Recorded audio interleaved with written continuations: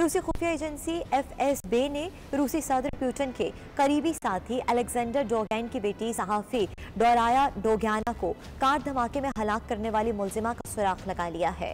FSB के मुताबिक इस कत्ल के पीछे यूक्रेन की स्पेशल सर्विसेज का हाथ है और इस कत्ल की मुजरिमा यूक्रेन की शहरी नतालिया वोक है। देखते हैं मॉस्को से नुमाइंदा 92 न्यूज शाहिद घुमन की रिपोर्ट।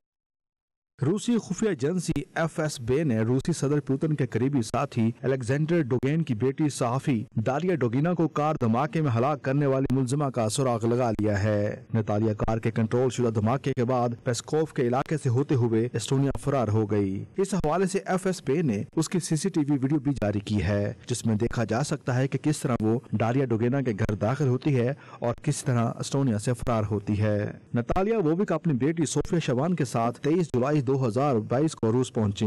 उन्होंने एक अपार्टमेंट किराए पर लिया और डोगिना का पीछा करती रहीं। उन्होंने कई बार अपने नंबर भी तब्दील किए, पहले TPR नंबर, फिर काजिक और फिर यूक्रेन वाले नंबर इस्तेमाल किए गए। इसने दालिया डोगिना की गाड़ी की सीट के नीचे रिमोट कंट्रोल बम नस्ब किया और उसके बाद फरार हो गई। मॉस्को हुकाम का कहना है कि जल्द ही उसे रूस के हवाले करने के लिए मतलूब अफराद की फहरिस्त में शामिल कर दिया जाएगा। नतालिया यूक्रेन की कौम परस्त तंजीम ओज़ोफ में काम कर चुकी है। ओज़ोफ एक दहशतगर्द तंजीम है जिस पर रूस में पाबंदी आयद है। रूस ने अक़वाम मुत्तहिदा से यूक्रेन के हाथों दालिया डोगिना के कत्ल की मजम्मत का मुतालबा किया है। फ्रांसीसी पोप ने दालिया की मौत पर अफसोस का इजहार करते हुए उसे एक मासूम शिकार करार दिया, जबकि रूसी सदर व्लादिमीर पुतिन ने बाद अज़ मर्ग दालिया डोगिना को ऑर्डर ऑफ कर्ज के एजाज से भी नवाजा है।